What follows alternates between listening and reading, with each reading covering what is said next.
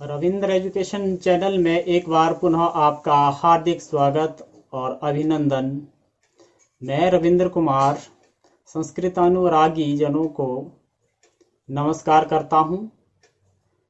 हम कारक प्रकरणम का अध्ययन कर रहे थे और आप सभी ने वीडियो को देखा, पसंद किया और आशा करता हूं आपने उन वीडियो से ज़रूर कुछ सीखा भी होगा और उससे आप लाभान्वित हुए होंगे। तो आज कारक प्रकरणम पूरा होने के बाद हम एक नया प्रकरण शुरू करने जा रहे हैं और व्याकरण के अंतर्गत विभक्ति प्रकरणम। तो विभक्ति प्रकरणम का आज पहला वीडियो आप सभी के सामने लेकर आया हूं और आशा करता हूं यह वीडियो भी आपको अच्छा लगेगा और आप इसको ज़रूर पसंद करके लाइक करेंगे और शेयर भी करेंगे। और आपसे एक विनम्र आग्रह है कि आप वीडियो पूरा देखें, इसको बीच में स्किप ना करें, अन्यथा आपके कुछ विषय इसमें छूट जाएंगे जिसके कारण आप अच्छी तरह से इसको समझ नहीं पाएंगे। तो जिन्होंने अभी तक रविंद्र एजुकेशन चैनल सब्सक्राइब नहीं किया वह अवश्य सब्सक्राइब करें ताकि भविष्य में आने वाले वीडियो आप तक पहुंच सके और आप उनसे लाभान्वित हो सकें। तो चलिए शुरू करते हैं आज का वीडियो और आप इसे ध्यान से देखेंगे और समझेंगे, यही आपसे आशा करता हूं।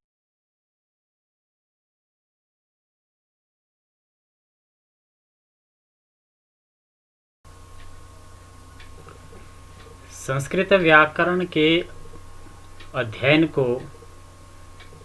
क्रमशः रखते हुए आज हम विभक्ति प्रकरणम आरंभ करेंगे। कारक प्रकरणम पूरा हो चुका है।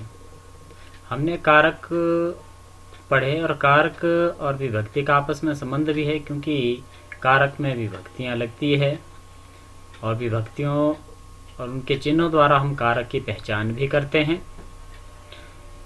किंतु इसका तात्पर्य यह नहीं है कि विभक्तियां केवल कारक पर ही लगती है, कारक के अनुसार ही विभक्तियां लगती है।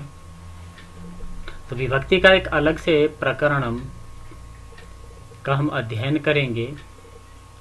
विभक्ति प्रकरणम एक बहुत ही विस्तृत है, किंतु हम परीक्षा को ध्यान में रखते हुए परीक्षा से संबंधित बिंदुओं पर ही चर्चा करेंगे, उससे संबंधित विभक्ति प्रकरण ही पढ़ेंगे और भविष्य में यदि आवश्यकता पड़ी तो इस पर विस्तृत वीडियो का निर्माण भी किया जाएगा। तो आज विभक्ति प्रकरण का भाग 1 प्रारंभ कर रहे हैं। उसके अंतर्गत आइए निम्नलिखित वाक्यों को देखिए। ग्रामं परितः वृक्षाः सन्ति। गांव के चारों ओर पेड़ हैं। बालकेन सह बालिका अपि गच्छति। लड़के के साथ लड़की भी जाती है। इन दो वाक्यों को यदि आप ध्यान से देखो कि गांव के चारों ओर पेड़ है, अगर हम इसमें कारक के अनुसार विचार करें तो गांव के का के की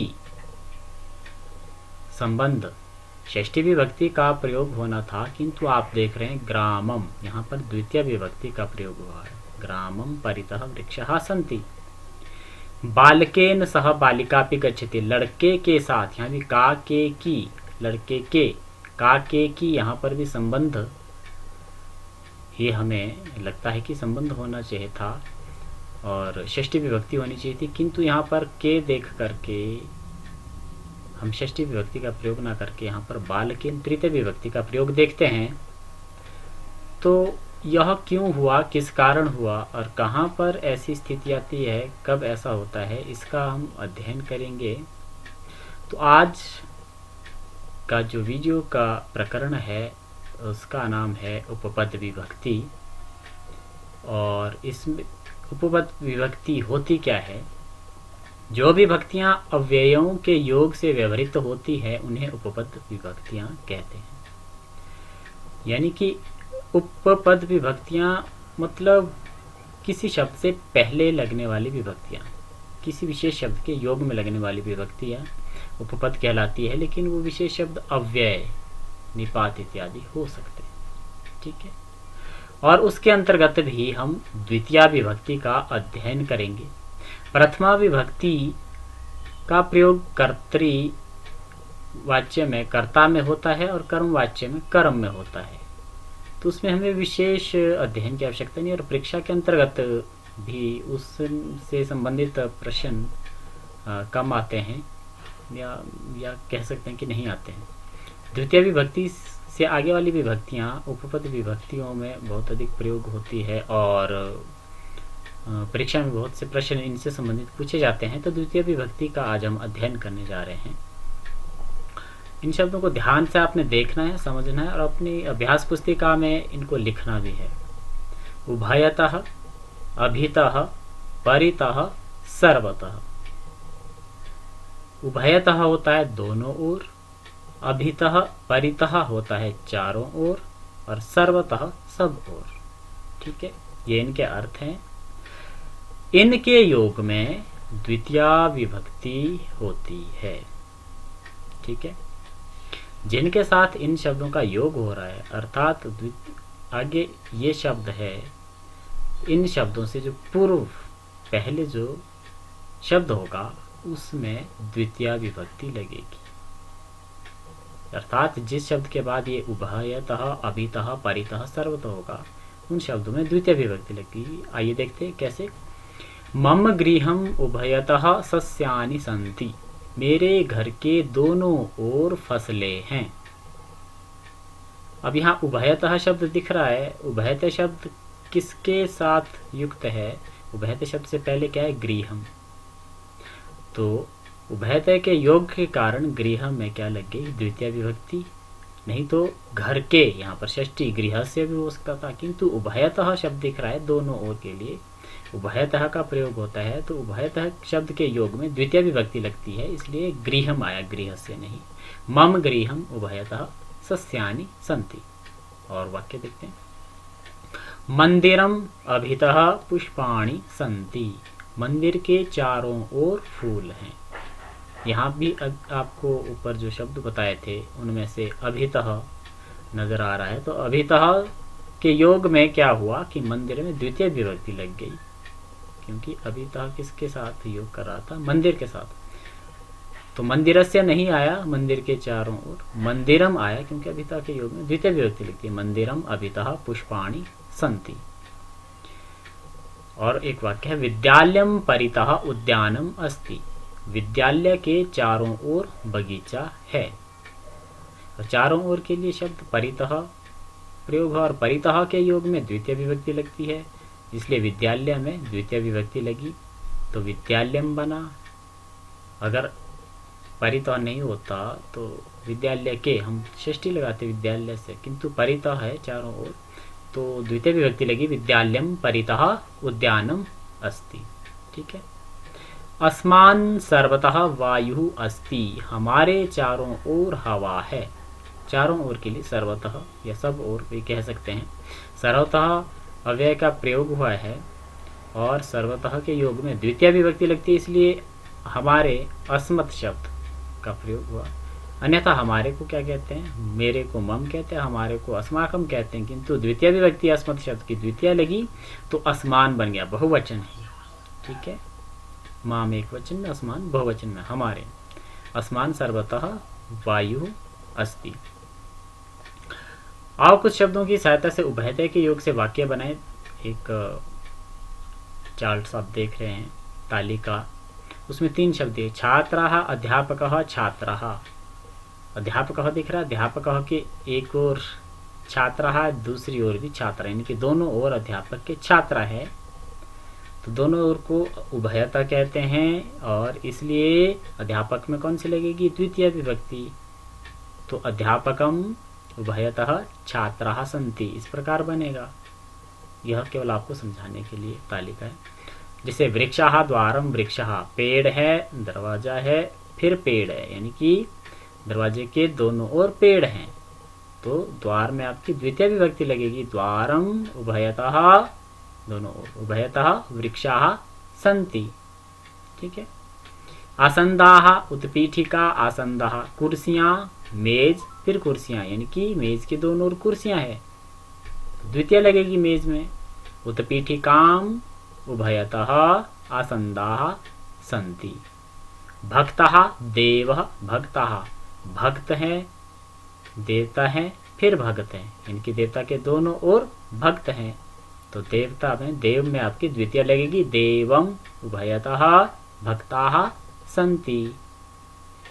अध्यापकः प्रधानाचार्यः अध्यापकः, अध्यापक हैं, प्रधानाचार्य हैं, फिर अध्यापक हैं, इनके अध्यापक के दोनों ओर, प्रधानाचार्य के दोनों ओर अध्यापक हैं। तो प्रधानाचार्य में द्वितीय लगेगी प्रधानाचार्यम उभयतः अध्यापकाः सन्ति। समझ गए? तो इस प्रकार जो आपका परितः, अभितः, उभयतः, सर्वतः के योग में द्वितीय विभक्ति लगती है।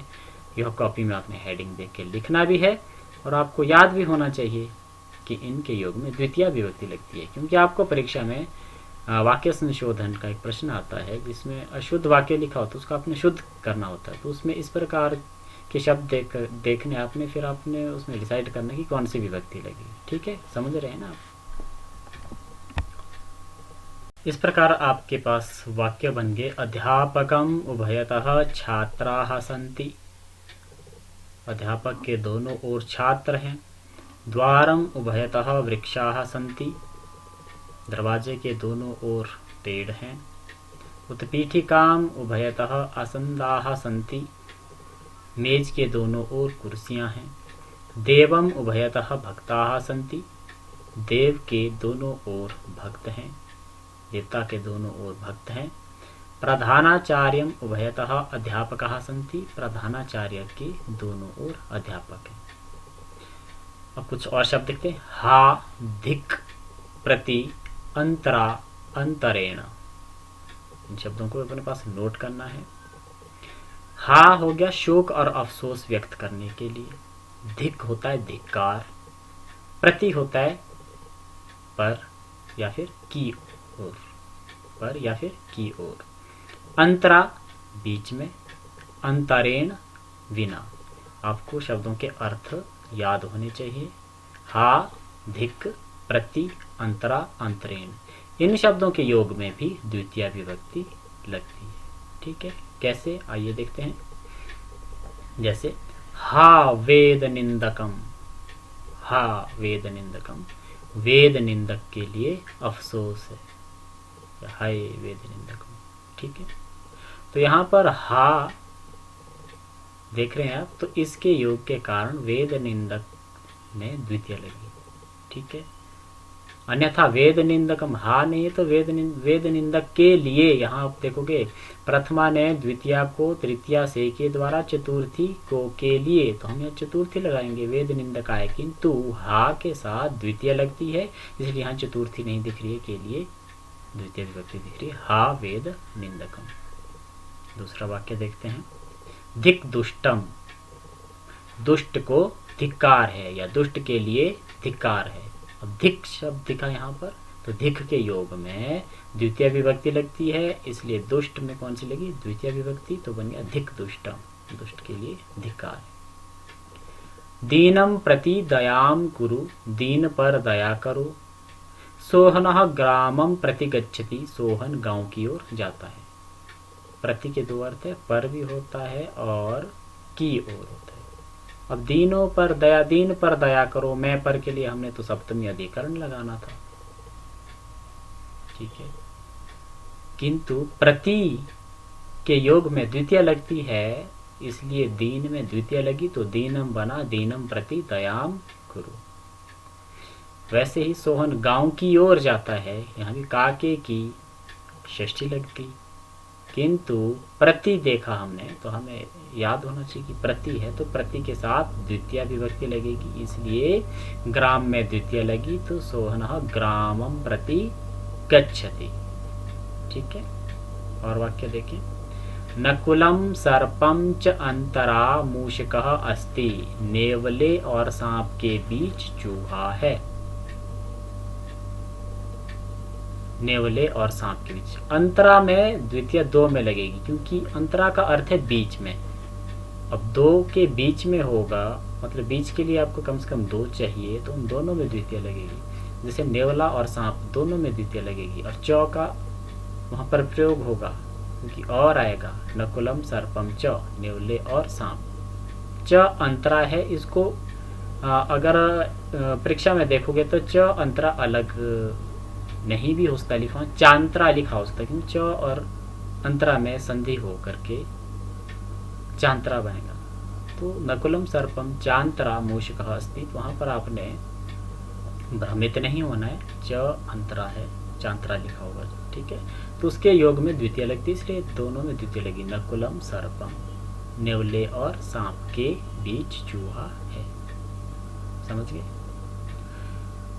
परिश्रमम अंतरेण विद्या न लभ्यते, परिश्रम के बिना विद्या प्राप्त नहीं होती। यहाँ पर अंतरेण, अंतरेण होता है बिना, और बिना शब्द भी आता है, बिना के लिए, बगैर के लिए अंतरेण भी आता है। तो अंतरेण अगर आप कहीं देखो तो वाक्य शुद्ध करने के लिए तो तुरंत आपने अंतरेण से पहले वाले शब्द में आपने क्या करना है, द्वितीय विभक्ति लगानी, क्योंकि अंतरेण के योग में द्वितीय विभक्ति का प्रयोग होता है।